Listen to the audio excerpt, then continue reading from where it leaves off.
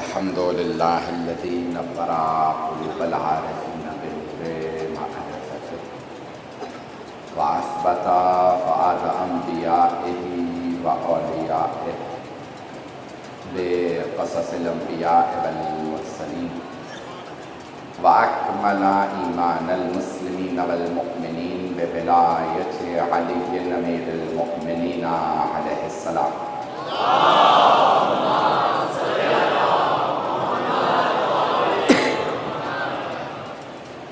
والصلاة والسلام والتحية والإكرام على أفضل الموجودات العبد المؤيد والرسول المسدد المصطفى الأمجد المحمود الأحمد أعني أبا القاسم محمد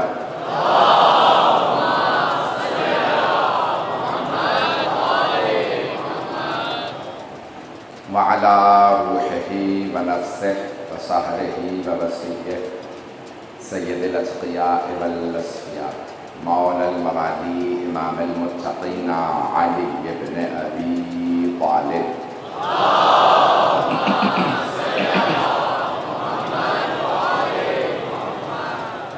وعلى أصفيائه لا سيما بقية الله في الأرضين روحي وأرواح العالمين لتراب مقدمه الفداء واللعنة الدائمة على أعدائهم أجمعين من الآن إلى قيام يوم الدين.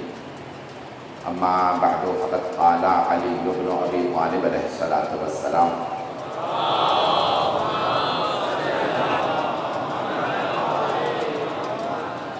وليكن أحب الأمور إليك أوسطها في الحق وأعمها في العدل صلوات على محمد وعلى محمد.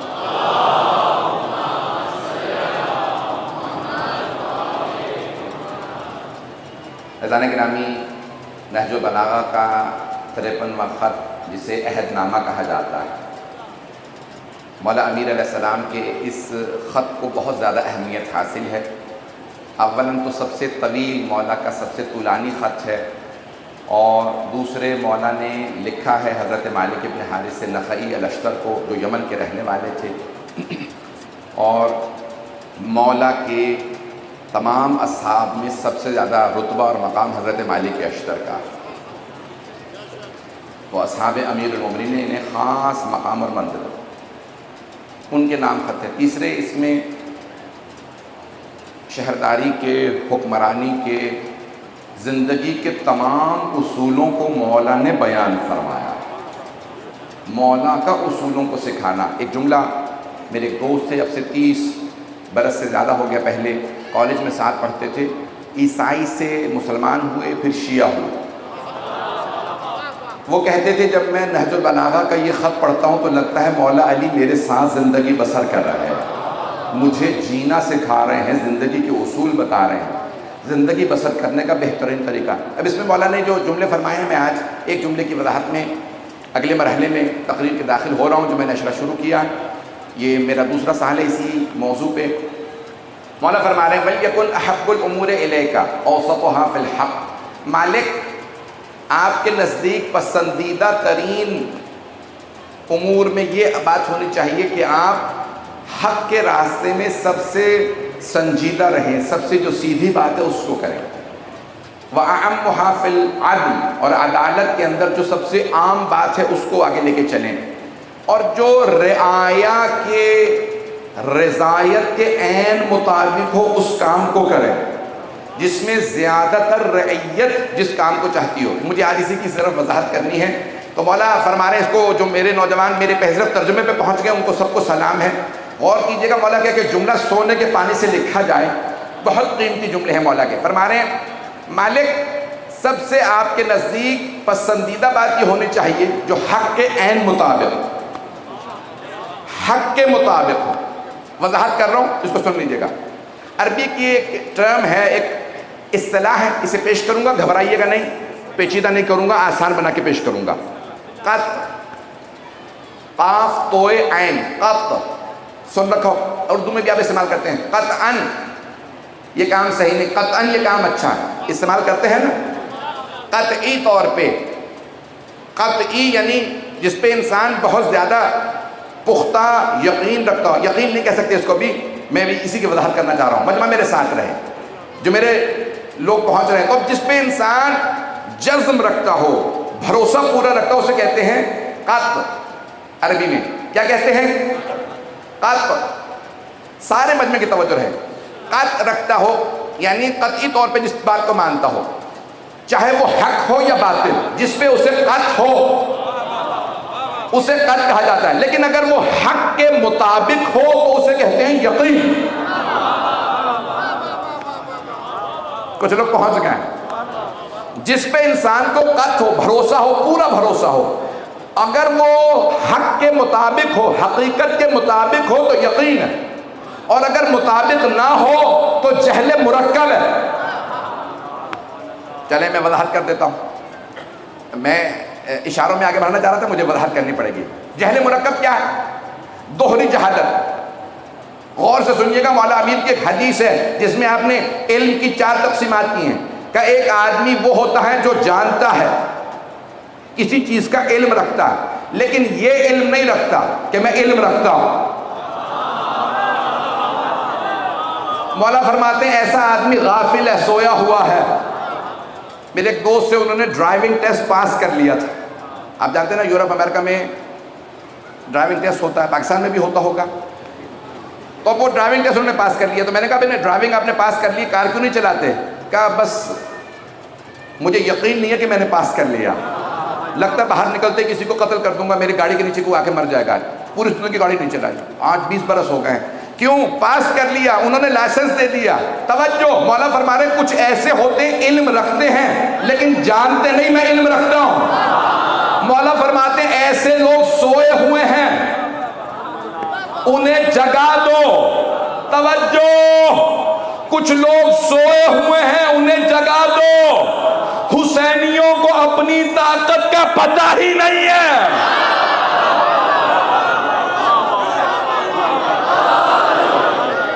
میری بات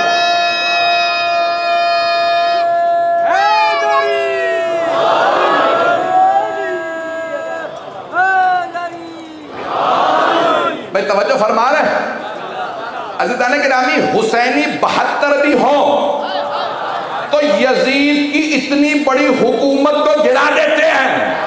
ابھی بھی سارے لوگ نہیں ہیں۔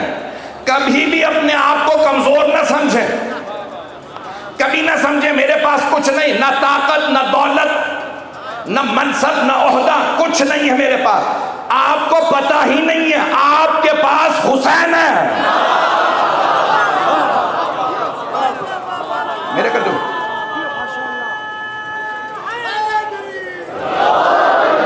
چلتے رہیے گا میرے ساتھ۔ پہلا طبقہ جو علم رکھتا ہے لیکن یہ علم نہیں رکھتا کہ میں علم رکھتا ہوں۔ دوسرا طبقہ جو علم نہیں رکھتا لیکن اس بات کا علم رکھتا ہے کہ میں علم نہیں رکھتا۔ کچھ لوگ پہنچ گئے ہیں۔ ایک آدمی جانتا ہے کہ مجھے آپریشن کرنا نہیں آتا، آپریشن کرنا نہیں جانتا، اسے آپریشن کا علم نہیں ہے، لیکن علم ہے کہ مجھے علم نہیں ہے۔ میری بات پہنچ رہی ہے؟ بھئی یہ مولا امیر کے جملے ہیں۔ کچھ لوگ علم نہیں رکھتے لیکن علم رکھتے ہیں کہ میں علم نہیں رکھتا۔ توجہ، اسی لیے کہا جاتا ہے نیم حکیم خطرہ جان۔ جو سمجھتا کہ نہیں میں جانتا ہوں، نہیں جانتا، نیم حکیم ہے، اور نیم ملا خطرہ ایمان۔ نیم ملاؤں کے پیچھے نہ چلیے گا، صرف علی سے دور نہیں کریں گے، نبی سے بھی دور کر دیں۔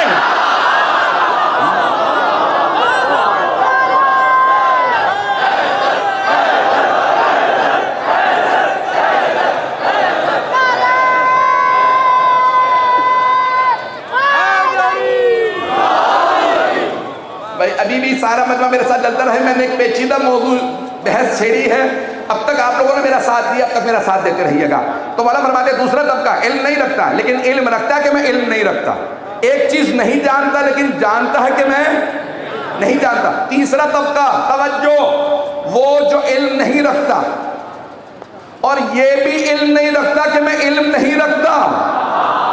اسے کہتے ہیں جاہل مرکب. کچھ لوگوں کو یہ بھی نہیں پتا تھا ہمیں قرآن نہیں پتا. میں نے کچھ نہیں کہا ہے, میں نے پیچیدہ کر دیا, بہت سے لوگ پریشان ہو گئے. اسے کہتے ہیں جہل مرکب.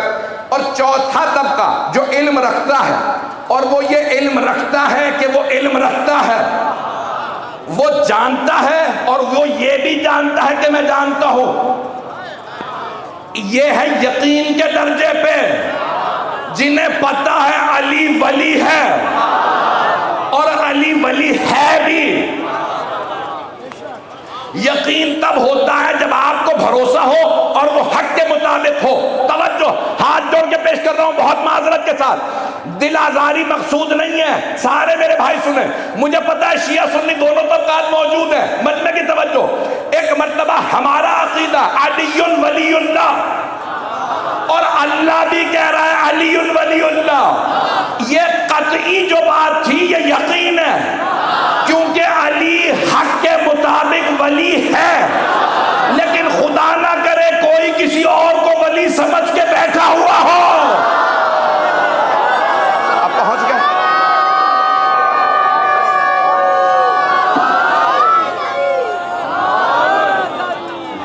مل کے نعرہ سنا ہے یہاں, میں نعرہ لگا دے تو سب مل کے جواب دے دیجیے گا.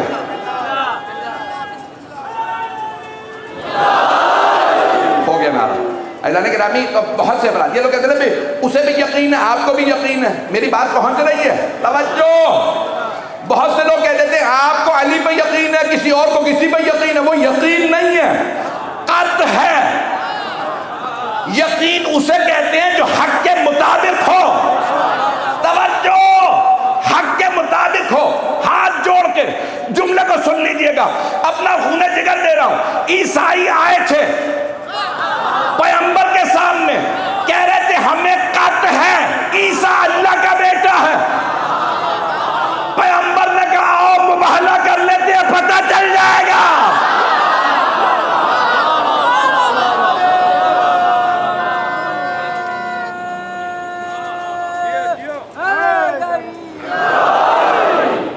میری بات پہنچ گئی ہے؟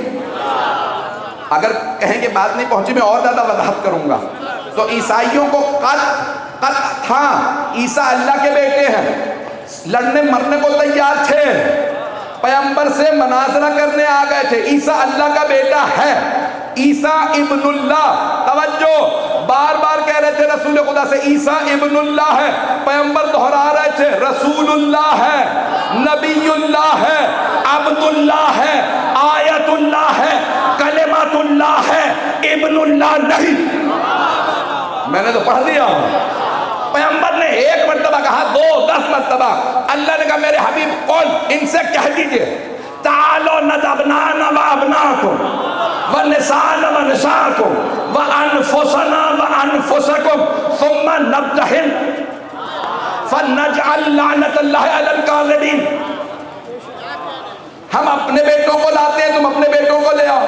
ہم اپنی بیویوں کو لاتے ہیں, تم اپنی بیویوں کو لے آؤ. ہم اپنے نفسوں کو لاتے ہیں, تم اپنے نفسوں کو لے آؤ.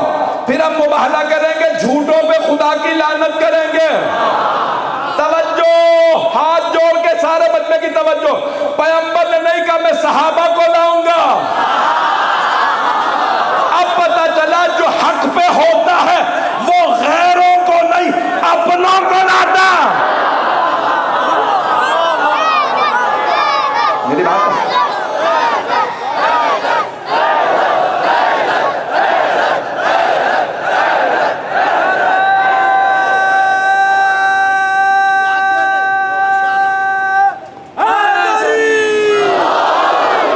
جو حق پہ ہوتا ہے وہ اپنوں کو لاتا ہے. پیغمبر نے کہا عیسائیوں میں جملہ کہہ گیا ہوں, مجھے پلٹا کے کہہ لینے دیجئے. جو حق پہ ہوتا ہے وہ اپنوں کو لاتا ہے. پیغمبر حق پہ تھے, اسی لیے علی فاطمہ حسن و حسین کو لے کے گئے.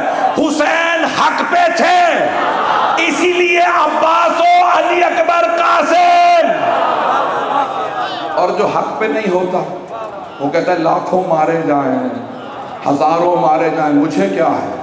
عزیزان گرامی, حق پہ ہونا اور ہے, اللہ دنیا بھر میں دہشت گردیاں ہو رہی ہیں، جنگیں ہو رہی ہیں، میں بہت زیادہ کھل کے نہیں پڑھ سکتا ہوں، میری مجبوری سمجھ سکتے ہیں آپ حضرات۔ حضران گرامی، حق پہ ہونا بہت بڑی دلیل ہے۔ آئیے ذرا مولا امیر کے دوبارہ جملے کو سن لیجیے، فَلْيَكُنْ أَحَبُّ الْأُمُورِ إِلَيْكَ، اے میرے مالک، اے میرے عزیز ترین صحابی، اے میرے قریبی ترین چاہنے والے، یاد رکھیے گا آپ کے نزدیک حق سب سے زیادہ قریب ہونا چاہیے۔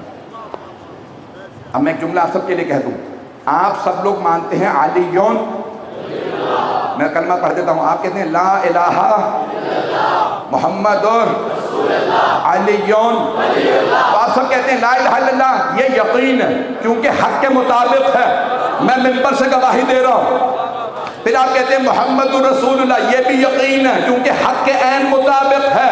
آپ کہتے ہیں علیون ولی اللہ، حق کے عین مطابق ہے۔ دلیل کیا ہے؟ ہاتھ جوڑ کے پیش کر رہا ہوں، دلیل کیا ہے؟ اگر کافر بھی علی کی بات پڑھ کے کہے جو کہا تھا حق ہے، جسے کافر بھی حق مانے، مسلمانوں اس حق کو چھوڑ کے ایرے غیروں کے پیچھے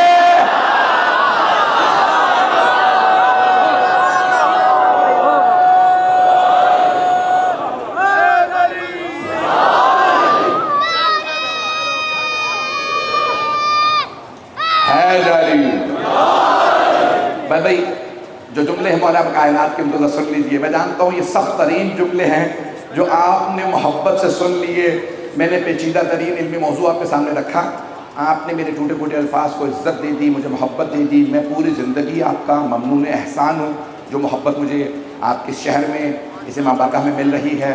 عزیزان گرامی، مولا فرما رہے ہیں اور وَأَعْمُهَا فِي الْعَدْلِ، عدالت سب سے زیادہ عام ہونے چاہیے۔ حق، عدالت، تیسری شے مولا پیش کر رہے ہیں رعیت، رعایا، جسے آپ اردو میں کہتے ہیں عوام، عام لوگ، رعایا، رعیت مولا نے کہا مالک یہ دیکھیے گا زیادہ تر رعایا کس بات پہ راضی ہے؟ حق اور عدالت کے بعد، جملے میں پڑھ گیا ہوں، حق اور عدالت کے بعد پھر دیکھیے گا رعایا، عوام کس بات پہ راضی ہے؟ پھر مولا فرماتے ہیں مالک اگر خواص ناراض بھی ہوں تو انہیں ناراض کر دیجئے گا، عوام کو ناراض نہ کیجئے گا۔ یہ جو عام لوگ ہوتے ہیں نا، انہی کی جو نظر ہوتی ہے وہ اللہ کی نظر ہوتی ہے،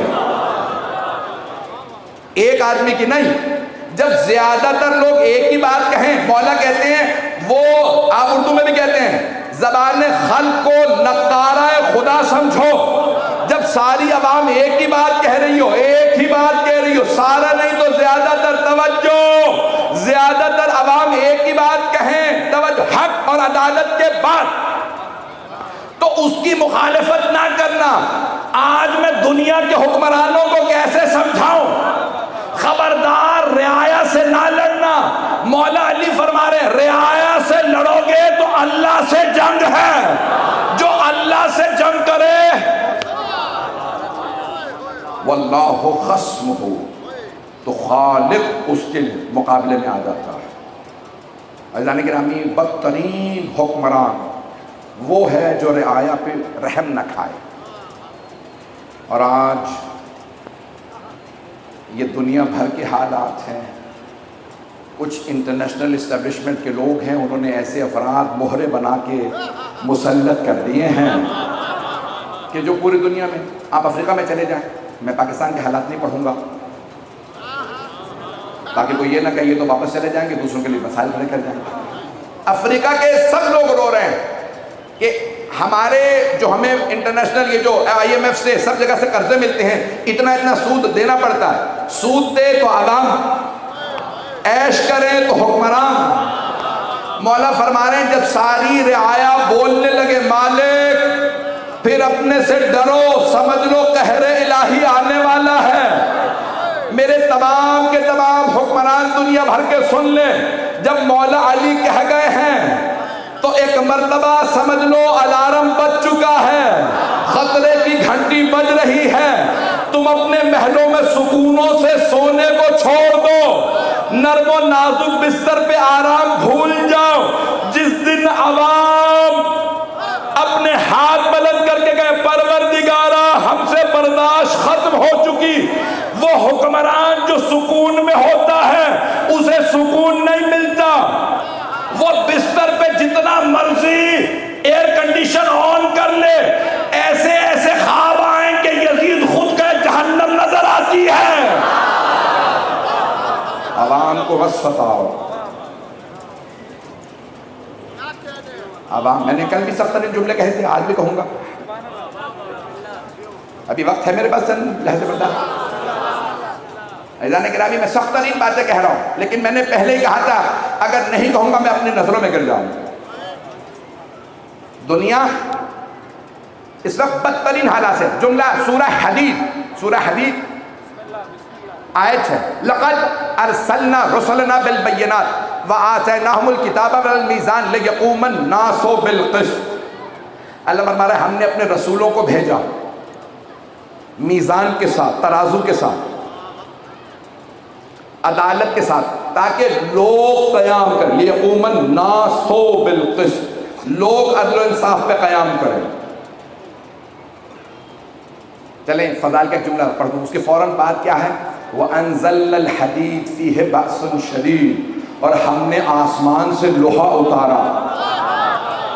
سورہ حدید، سورہ کا نام ہے لوہا. سارے سائنسدانوں نے لکھا ہے لوہا دھات ہے، معدنیات میں سے ہے، زمین سے نکلتا ہے. توجہ، لوہا زمین سے نکلتا ہے، سونا معدنیات میں ہے، مائن سے نکلتا ہے، کان سے. سونے کی کان ہوتی ہے، چاندی کی کان، لوہے کی کان. ہاتھ جوڑ کے مجمع کی توجہ، لوہا کان سے نکلتا ہے. اللہ کہہ رہا ہے میں نے آسمان سے اتارا. تو دیکھو نا کون سا لوہا آسمان سے اترا.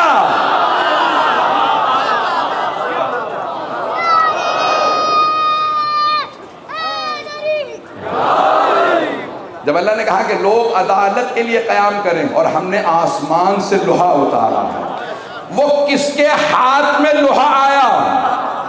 جس نے عدالت کو قائم کیا ہے. تو پھر مانو نا جو آسمان سے لوہا اترا ہے جس ہاتھ میں آیا وہ ہاتھ عدالت کا ہاتھ ہے، وہ امیر المؤمنین کا ہاتھ ہے. اور لوہا جو اترا ہے وہ ذوالفقار ہے. عزیزان گرامی، سخت ترین الفاظ کے اندر جو باتیں کہوں گا، جس محبت سے دیکھ رہے ہیں اسی محبت سے سن لیجیے گا. عزیزان گرامی، رعایا. اب رعایا کو چند ایک باتوں کی توجہ کرنا بہت ضروری ہے. میں نے حکمرانوں کا بھی پڑھ دیا تو رعایا کا بھی پڑھ دوں. سب سے اہم چیز یہ ہے کہ رعایا کو پہچان ہونی چاہیے. حکمران اچھے برے میں تمیز ہونی چاہیے. علی میں اور میں نے کچھ نہیں کہا. تو عزیزان گرامی، جب رعایا میں تمیز ختم ہو جائے تو پھر ظلم اللہ کی طرف سے کبھی نہیں ہوتا.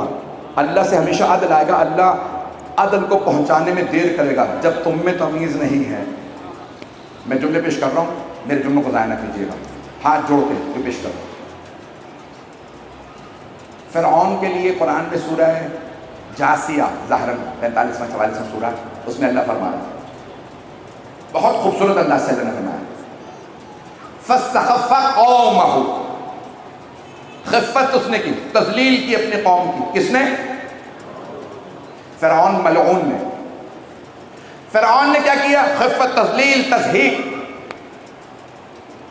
مجھے کسی نے ایک حکمران کی ویڈیو بھیجی، ان سے کہا کسی نے آپ سے کوئی ملنے آیا ہے، ہاتھ چومنا چاہتا ہے. یہ غریب لوگ،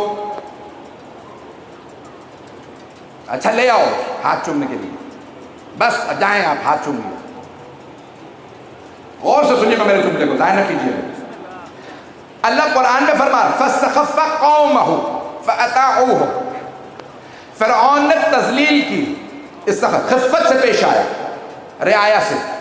بدلے میں کیا کیا انہوں نے؟ فَأَطَاعُوهُ، اللہ کہتا ہے انہوں نے کیا کیا؟ اطاعت کی. بادشاہ سلامت، آداب عرض.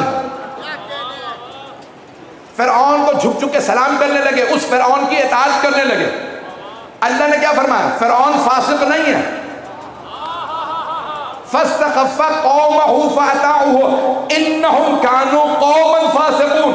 اللہ کہتا ہے صرف اکیلا فرعون فاسق نہیں تھا، وہ قوم جو فرعون کی اطاعت کرے وہ قوم بھی فاسق ہے۔ توجہ، جو یزید کو حاکم مانے، جو عبید اللہ ابن زیاد کا احترام کرے، جو عمر سعد کے پیچھے چلے، صرف عبید اللہ ابن زیاد فاسق نہیں، وہ لوگ فاسق ہیں، چاہے اس دور کے ہوں۔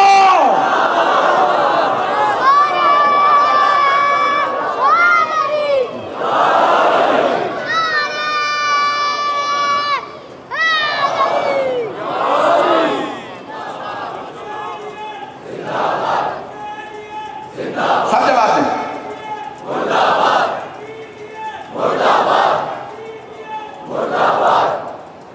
عزیزان گرامی،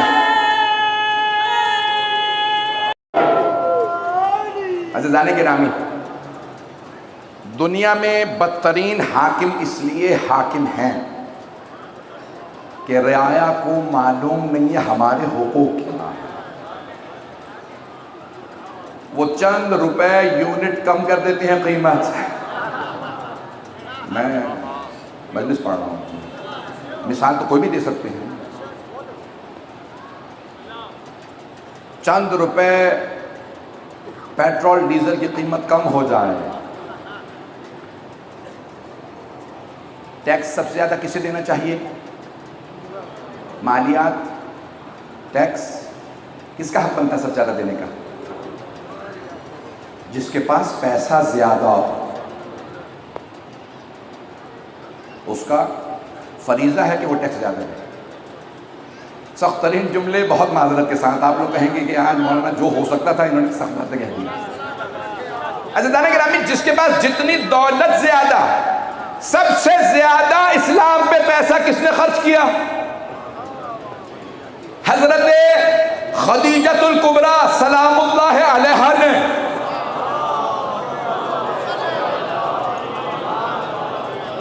بس میں 5 سے 10 منٹ کی زحمت دوں گا، سن لیجئے گا، اگر دیکھ سکے تو میری طرف دیکھ لیجئے۔ ہاتھ جوڑ کے، دور دور تک مجھے بتایا گیا ہے کہ مجمع بہت زیادہ ہے، ہاتھ جوڑ کے جملے پیش کر رہا ہوں۔ عزیزان گرامی، مکہ پیسے والوں سے بھرا ہوا تھا، بڑے بڑے پیسے والے تھے، بہت لوگ غنی تھے، اردو میں پیسے والا، عربی میں غنی۔ توجہ، میں نے کسی پیسے والے کا نام نہیں لیا، اللہ سارے پیسے والوں کو جانتا تھا، اس کی نظر رکی تو خدیجہ کی دولت پہ۔ بڑے بڑے عہدے والے تھے، ہر قبیلے کا سردار تھا، اللہ نے سارے سرداروں کو دیکھا، 40 سے زیادہ قبیلے تھے مکے میں، سارے سرداروں کو اللہ نے دیکھا، اللہ کی نظر رکی تو ابو طالب پہ۔ پیسے والوں میں اللہ کو خدیجہ پسند آئی، عہدے والوں میں ابو طالب پسند آئے۔ توجہ، مکمل نہیں ہوئی بات۔ اور پھر فکر میں، مفکرین میں اللہ نے دیکھا، مفکرین کے تو نام لے سکتا ہوں، عہدے والوں کے نام بھی لینا بڑا مشکل ہے آج کل، FIRوں کا زمانہ، کچھ بھی ہو سکتا ہے بھائی۔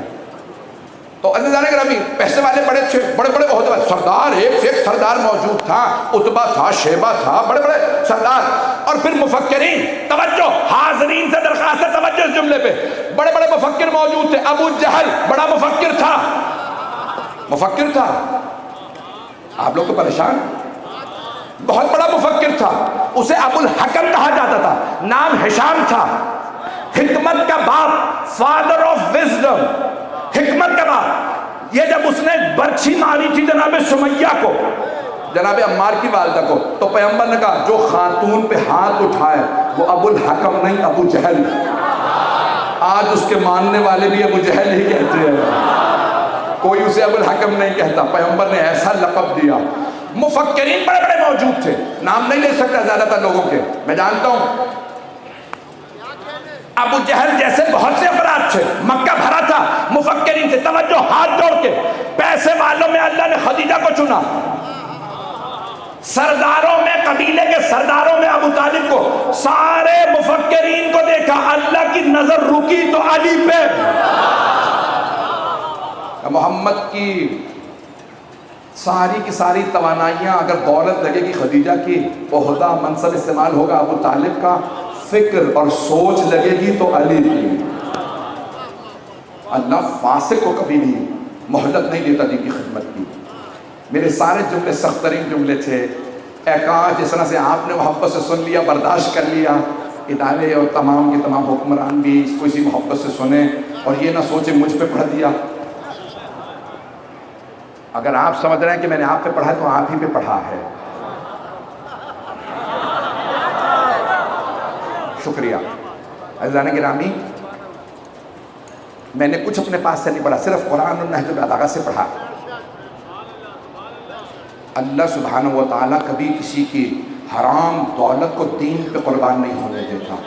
اگر آج آپ میں سے کوئی عزاداری میں 1 روپیہ بھی خرچ کر رہا ہے تو سمجھ لیجئے سیدہ کی دعا ہے۔ عزیزان گرامی، یہ کبھی بھی اچھے نیک کام میں دولت استعمال نہیں ہوتی۔ آج آپ مجلسوں میں آ رہے ہیں کہ جو پسینہ بہہ رہا ہے، سمجھ لیجئے کوئی نیک کام کیا ہوگا، سیدہ کی دعا ملی ہے تو آپ مجلس میں بیٹھے ہیں۔ میرے تمام شیعہ سنی بھائی، اگر آپ مجلسوں میں آ رہے ہیں، آپ کے پاؤں تھک رہے ہیں، بازو استعمال ہو رہے ہیں، آنکھوں سے آنسو بہہ رہے ہیں، سمجھ لیں حسین کی والدہ گرامی کی دعا ہے۔ عزیزان گرامی، حکمران طبقہ پاکستان میں آج میں محسوس کر رہا ہوں کہ ہر آدمی پریشان ہے، ہر آدمی زیر فشار ہے۔ کوفے میں حضرت مسلم جب تشریف لائے نا تو آپ نے دیکھا ہر آدمی عبید اللہ ابن زیاد سے تنگ ہے، یزید سے تنگ ہے، جو لوگ پہنچ گئے ہیں، اور سب کہہ رہے ہیں مسلم حسین کو بلا لیجیے، ہم سب بیعت کر لیں گے۔ میرے جملے کو غور کیجیے گا، اے مسلم حسین کو خط لکھ دیجئے، ہم بیعت کرنے کے لیے تیار ہیں، ہم حسین کا ساتھ دیں گے۔ جناب مسلم نے خط لکھا، مولا تشریف لے آئیے۔ مولا نے کیا فرمایا تھا؟ میرا ہاتھ، مسلم کا ہاتھ میرا ہاتھ، جس نے مسلم کے ہاتھ پہ بیعت کی اس نے میرے ہاتھ پہ بیعت کی۔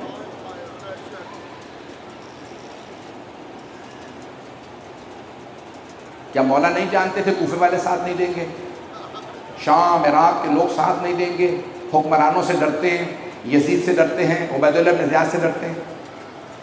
جانتے تھے، لیکن امام ظاہر پہ معمور ہیں، ظاہری طور پہ لوگ کہہ رہے ہیں آپ آ جائیے ہم ساتھ دیں گے۔ اب مولا یہ نہیں کہہ سکتے پروردگارہ یہ جھوٹ بول رہے تھے اس لیے میں کربلا نہیں گیا۔ پروردگارہ تیری مخلوق نے دعوت دی تھی، میں آ گیا۔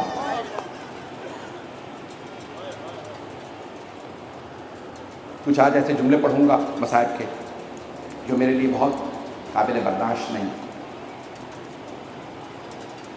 16,000 لوگوں نے بیعت کر لی، اور بیعت کرنے کے بعد کیا کیا؟ نماز پڑھنے آ گئے، اور نماز کے دوران ایک حکم نامہ عبید اللہ بن زیاد نے جاری کر دیا، مسلم کو قتل کر دو، گرفتار کر لو۔ کیوں؟ یہ یزید کے خلاف پروپیگنڈا کر رہے ہیں، یہ میرے خلاف گورنر کے خلاف پروپیگنڈا کر رہے ہیں، یہ سب کو کہتے ہیں کہ گورنر فاسق ہے، یزید حکمران فاسق ہے۔ اب سمجھ میں آیا جناب مسلم کو سزائے موت کو سنائی گئی تھی، حسین کا ساتھ دینے پہ، ظالم کو ایکسپوز کرنے پہ۔ میرے جملے پہنچ گئے؟ جناب مسلم نے کھلم کھلا کہنا شروع کر دیا یہ فاسق، عبید اللہ بن زیاد فاسق۔ اس نے حکم نامہ صادر کیا۔ جناب مسلم نماز سے جب فارغ ہوئے نا تو آپ کے 2 بیٹے تھے، ابراہیم و محمد۔ آپ نے دیکھا نا مجلس میں ہزاروں جب لوگ ہوتے ہیں، جب بہت زیادہ مجمع ہو تو بعض اوقات چھوٹے بچے اگر باپ کا ہاتھ پکڑا نہ ہو تو آگے پیچھے ہو جاتے، اور اگر باپ نماز پڑھا رہا ہو، بچے نابالغ ہوں، پچھلی کسی صف میں ہوں، اور عشاء کے بعد ہجوم تیزی سے کہے چلو مسلم پہ تو سزائے موت طاری ہے، کبھی بھی مارا جا سکتا ہے۔ جناب مسلم نے نماز کے بعد دیکھا کوئی نہیں ہے،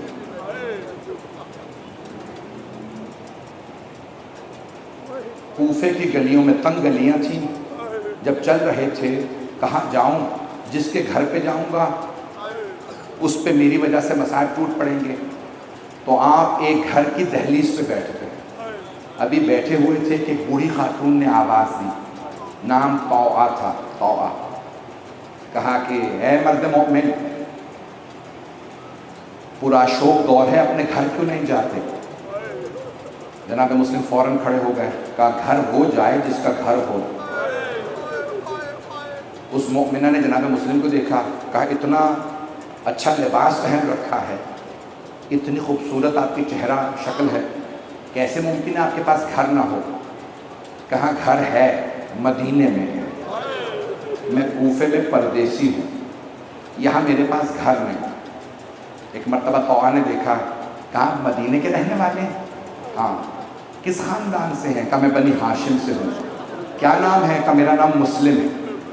کہا کس کے بیٹے ہیں؟ کہا عقیل کا بیٹا۔ کہا کون سے عقیل؟ کہا عقیل ابن ابی طالب۔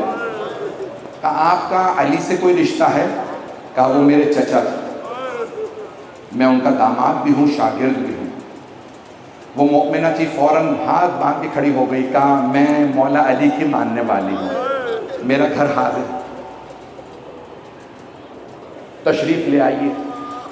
جناب مسلم نے فوراً ایک جملہ فرمایا، میں نہیں چاہتا میری وجہ سے آپ پہ کوئی پریشانی آ جائے۔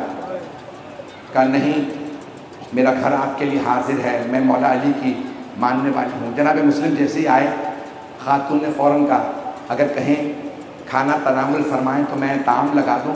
کہا نہیں مجھے نہیں چاہیے۔ شربت؟ نہیں۔ اگر ہو سکے کچھ پانی دے دیجئے، میں وضو کر کے تہجد کی نماز پڑھ لوں۔ بس ایک مرتبہ جناب مسلم نے وضو کیا، تہجد کی نماز پڑھی، دیکھا بھی فجر میں وقت باقی ہے، سر رکھا کچھ دیر کے لیے سونے کے لیے۔ جیسے ہی سوئے تو خواب میں دیکھا مولا علی تشریف لائے ہیں اور فرماتے ہیں مسلم میں لینے کے لیے آیا ہوں۔ جناب مسلم سمجھ گئے میری آخری رات ہے، میرے چچا لینے آئے ہیں۔ جیسے ہی اٹھے فوراً وضو کیا، تہجد کی نماز کے بعد فجر کی نماز پڑھی۔ اچانک محسوس کیا گھر کے باہر شور ہو رہا ہے، گرفتار کر لو مسلم کو۔ جناب مسلم نے فوراً تلوار کھینچی، باہر جانے لگے۔ مؤمنہ نے آواز دی، مسلم باہر پوری فوج ہے، آپ کو گرفتار کرنے آئی ہے۔ کہا تم نے مجھ پہ احسان کیا تھا، اپنے گھر میں پناہ دی، میں کبھی نہیں چاہوں گا میری وجہ سے آپ کے گھر پہ حملہ ہو، میں نے سارے مسائل چھوڑ دیے۔ جناب مسلم گھر سے باہر آئے، تلوار کھینچی، 200 افراد تھے، سب کو تہہ تیغ کر دیا۔ جب سب کو مار دیا، جو سپہ سالار تھا اس نے کہا عبید اللہ بن زیاد نئی فوج بھیج، اس نے سب سپاہیوں کو مار دیا ہے۔ 300 افراد کا نیا دستہ آیا، جناب مسلم کے جو قریب آتا تھا گریبان میں ہاتھ ڈالتے دیوار پہ پھینک دیتے، جسے بھی تلوار سے مارتے 2 ٹکڑے کر دیتے۔ جب جناب مسلم نے ایسی جنگ کی ہے، اگر مولا عباس کربلا میں لڑتے تو سوچئے کیسی جنگ ہوتی۔ بس بھئی میں نے سارے مصائب رہنے دیے۔ دوسری مرتبہ، تیسری مرتبہ فوج منگوائی گئی۔ جب تیسری مرتبہ فوج منگوائی نا تو عبید اللہ بن زیاد نے کہا ایک آدمی کو گرفتار کرنے کے لیے تیسری مرتبہ فوج منگوا رہے ہو، تمہیں کیا ہو گیا؟ کہا یہ کوئی عام آدمی کوفی اور شامی نہیں ہے، یہ ہاشمی جوان ہے، اسے علی نے تربیت کیا ہے، اس کے بازوؤں میں بہت طاقت ہے۔ بس ایک مرتبہ جملوں کو سن لیجیے، انہوں نے کہا دھوکہ دے کے گرفتار کر لو۔ ایک مرتبہ زمین میں گڑھا کھودا، تنگ گلیاں تھیں، جناب مسلم کو تیر مارا، پتھر مارے، بھاگنے لگے۔ جب جناب مسلم تعاقب میں چلے نا تو ایک گڑھے میں گر گئے۔ جیسے گڑھے میں گرے، چاروں طرف سے لوگوں نے گھیرا اور ایک آدمی نے کہا مسلم ہم امان دیتے ہیں، تلوار دے دیجئے۔ جناب مسلم نے ایک مرتبہ کہا قسم کھا کے کہو کہ امان دیتے ہو۔ اس آدمی نے کہا اللہ کی قسم ہم امان دے رہے ہیں۔ جناب مسلم نے تلوار پھینکی، انہوں نے گلے میں رسیاں ڈال دی۔ جیسے گلے کو باندھا، جناب مسلم نے آواز دے کے کہا ھذا اول الغدر، یہ پہلا دھوکہ ہے، تم نے اللہ کی جھوٹی قسم کھا کے مجھے دھوکہ دے دیا۔ ایک آدمی نے کہا مسلم کو گڑھے سے نکالنے سے پہلے ہاتھوں کو باندھ لو، یہ علی کا پروردہ ہے۔ ہاتھوں پاؤں کو باندھا۔ اب میں ہاتھ باندھ کے کہوں گا بیٹا دیکھیے گا۔ جیسے جناب مسلم کو ہاتھ پاؤں باندھے لے جانے لگے، دارالامارہ کے سامنے لائے، بڑے بڑے دروازے تھے، باہر ایک آدمی پانی لے کے بیٹھا تھا مشکیزے میں. اس نے جناب مسلم کو دیکھا، کہا مسلم یہ کیا حالت بنا رکھی ہے؟ کہا ان لوگوں نے دھوکہ دے کے گرفتار کر لیا ہے. کہا مسلم آپ کے پورے بدن پہ پتھروں کے نشان، تیروں کے نشان، یہ لب کٹے ہوئے. کہا انہوں نے مجھے دھوکہ دیا ہے. کہا میں کسی کام آ سکتا ہوں؟ کہا اگر ہو سکے کچھ پانی پلا دو، میں بہت پیاسا ہوں. ایک مرتبہ اس نے کوزہ دیا، جناب مسلم نے کہا میرے ہاتھوں کو کچھ دیر کے لیے مہلت دو، میں پانی پی لوں. جناب مسلم نے جیسے ہی کوزہ لیا نا، آپ کے لب کٹے ہوئے تھے، خون بہنے لگا، پورے پانی کے اندر خون بھر گیا. جناب مسلم نے کہا میرے چچا نے منع کیا تھا خون آلود پانی نہ پینا، اگر ہو سکے تازہ پانی دے دو. اس نے دوبارہ پانی دیا، جناب مسلم نے دوبارہ پانی پینا چاہا، خون بہنے لگا. اگر آخری جملے سن لیجیے، 5 سے 7 منٹ کی زحمت دوں گا. جب دوسری یا تیسری مرتبہ پانی لیا اور پانی خون آلود ہو گیا، جناب مسلم نے ایک مرتبہ کوزہ دیا، کہا لگتا ہے خدا چاہتا ہے میں اس کی بارگاہ میں پیاسا لاؤں. پیاس کی عالم میں جناب مسلم گرفتار ہوئے عبید اللہ بن زیاد کے سامنے لائے گئے. ایک آدمی نے آواز دی، مسلم اپنے امیر کو سلام کرو. جناب مسلم نے سر اٹھا کے فرمایا، ما امیری سوى الحسین، حسین کے سوا میرا کوئی امیر نہیں ہے. ایک آدمی نے کہا مسلم حکمران مسلمان نے مسلمان سمجھ کے سلام کر لو. کہا میں دشمن حسین کو سلام کرنا پسند نہیں کرتا. ایک مرتبہ جناب مسلم کو عبید اللہ بن زیاد نے کہا مسلم میں تمہیں سزائے موت سناتا ہوں. جناب مسلم نے کہا ٹھیک ہے مجھے قبول ہے، جو بھی سزا دو گے مجھے تمہاری پرواہ نہیں ہے. کہا میری زرہ بیچ کے میرا قرضہ اتار دینا. جب لے جانے لگے جناب مسلم کے آنسو بہنے لگے. ایک آدمی نے کہا مسلم پورا کوفہ آپ کی بہادری شجاعت کی گواہیاں دے رہا، مسلم سے زیادہ بہادر کوئی نہیں، آپ رو کیوں رہے ہیں؟ کہا رو اس لیے رہا ہوں میں نے مولا کو خط لکھ دیا ہے، آپ عراق چلے آئیے، میرے مولا سفر میں ہیں، میں اس لیے رو رہا ہوں کہ اسی کوفے میں میرے مولا راستے میں ہیں. اس آدمی نے کہا مسلم لیکن آپ کے مولا علی کے بیٹے ہیں، ان کے ساتھ عباس ہیں، علی اکبر ہیں، رونے کی بات کیا ہے؟ کہ رونے کی بات یہ ہے میرے مولا کی بہنیں بھی ساتھ ہیں، علی کی بیٹیاں میرے مولا کے ساتھ ہیں، فاطمہ کی بیٹیاں حسین کے ساتھ ہیں. یہ کوفہ اس لائق نہیں کہ علی و بطول کی بیٹیاں اس شہر میں آئیں. ہاتھ جوڑ کے چند جملے پڑھ رہا ہوں، اگر دیکھ سکے دیکھیے گا، نہیں تو آنکھیں بند کر کے ذرا چلیے. میرے مولا حسین سفر میں ہے. ایک مرتبہ جناب عباس نے دیکھا مولا کی آنکھوں میں آنسو ہے. مولا کیا بات ہے؟ کہ عباس میری 2 انگلیوں کے درمیان دیکھیے. جناب عباس نے دیکھا دارالامارہ کی چھت تھی، جناب مسلم کے ہاتھ پاؤں باندھے گئے تھے. جناب عباس نے دیکھا کہ مولا کوئی بہت ہی مظلوم آدمی ہے، چاروں طرف سے جلاد کھڑے ہیں. مولا نے کہا عباس ذرا غور سے دیکھو. مولا عباس نے غور سے دیکھا، کہا مولا میرا بھائی مسلم، مولا مسلم اکیلا ہے، مولا مجھے معجزے سے کوفے پہنچا دیجئے. جناب عباس دیکھ رہے، میرے دیکھیے گا، ابھی دیکھ ہی رہے تھے. جناب عباس نے دیکھا دارالامارہ کی چھت کے نیچے ایک بی بی برقع پھیلائے بیٹھی ہے. جناب عباس نے سوچا ہوگا یہ ان کی ماں ہے. جناب سید الشہداء نے فرمایا عباس یہ میری ماں. اجرکم اللہ، اجرکم اللہ. بھئی آپ کے رونے پہ کوئی پابندی تو نہیں ہے، اجرکم اللہ. جناب سید الشہداء نے جناب عباس کی آنکھوں میں آنسو دیکھ کے فوراً فرمایا عباس کل عید ہے، خیمے یہیں پہ نصب کر دیجئے. خیمے نصب کیے گا. عباس ذرا میری بہن زینب کو بلا دیجئے. جناب زینب تشریف لائی. مولا نے فرمایا زینب کوفے سے بہت بری خبر آئی ہے، ذرا رقیہ کو بلا دیجئے. جناب زینب کی آنکھوں میں آنسو، سمجھ گئی کوفے میں جناب مسلم تھے. جناب رقیہ مولا حسین کی چھوٹی بہن ہیں، جناب مسلم کی زوجہ ہیں. جناب زینب نے آواز دی رقیہ بھیا نے بلایا ہے، کوفے سے بری خبر آئی ہے. جناب رقیہ نے آواز دی عاتقہ ماموں نے بلایا ہے، میرے ساتھ چلو. اپنی بیٹی کو بلایا، ہاتھ پکڑا، عاتقہ ماموں نے بلایا ہے. آپ اگر دیکھ سکے تو سب دیکھیے گا، آخری جملے پڑھ رہا ہوں. جناب عاتقہ جناب مسلم کی چھوٹی سی بیٹی تھی، ساتھ چلی. جیسے ہی مولا حسین نے جناب عاتقہ کو آتا دیکھا، مسند سے کھڑے ہو گئے، بچی کے سر پہ ہاتھ رکھا، بس ہاتھ رکھنا تھا. بی بی نے عاتقہ نے فرمایا, بی بی عاتقہ نے, مامو جان میرے بابا خیریت سے ہیں.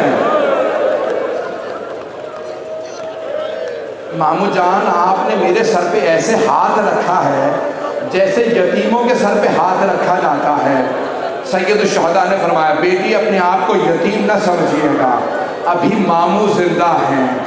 مولا نے آواز دی, زینب میری صندوقچی لا دیجیے.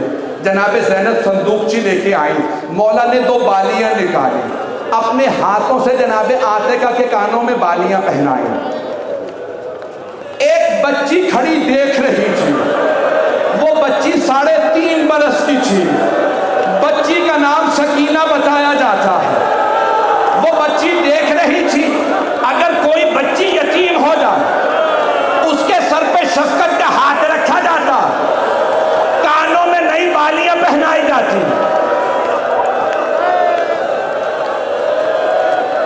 اس بچی کے ذہن پہ بیٹھ گیا, یتیمی پہ پیار ملتا ہے.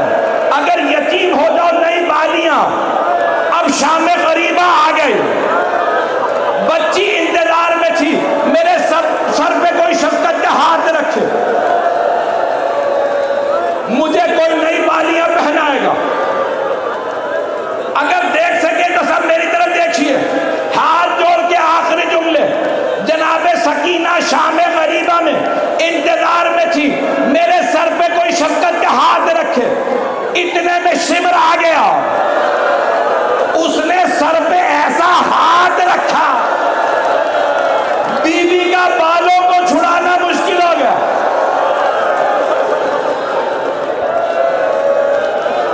جب اس نے بالیوں میں ہاتھ ڈالے, جناب سکینہ نے آواز دی, بابا.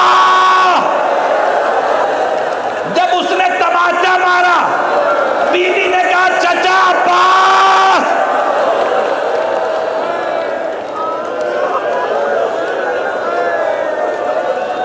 اجرکم اللہ, اجرکم اللہ, اجرکم اللہ. خدا کوئی غم نہ دکھائے سوائے غم شبیر کے.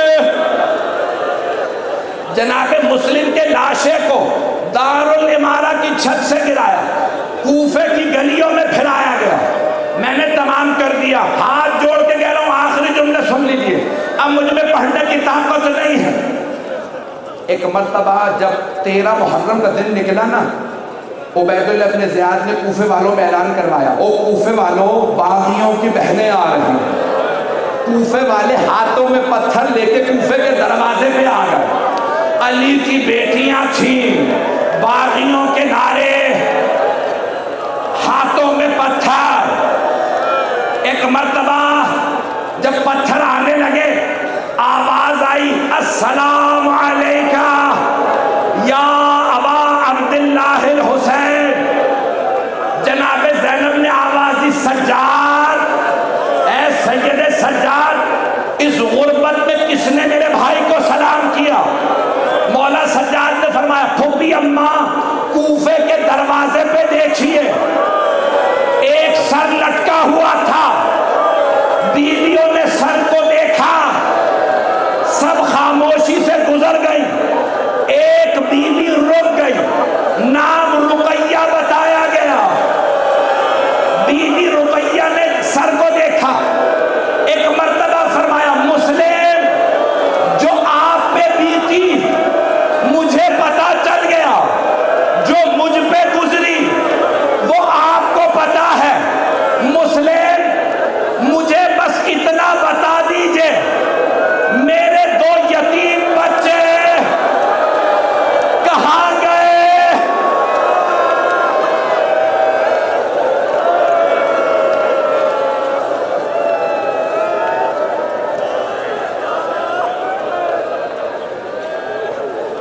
الا لعنت اللہ علی القوم.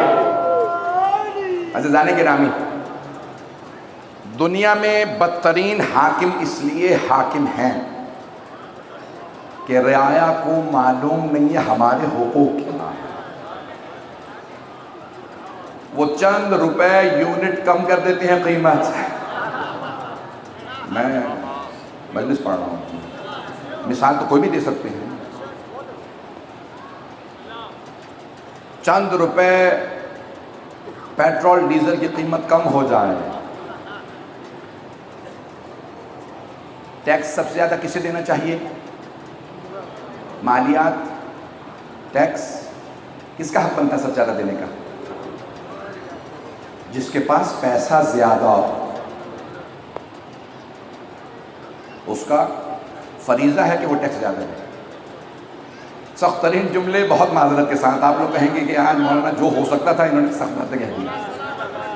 عزیزان گرامی، جس کے پاس جتنی دولت زیادہ، سب سے زیادہ اسلام پہ پیسہ کس نے خرچ کیا؟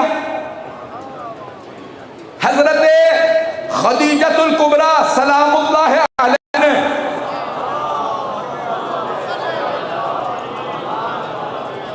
بس میں 5 سے 10 منٹ کی زحمت دوں گا۔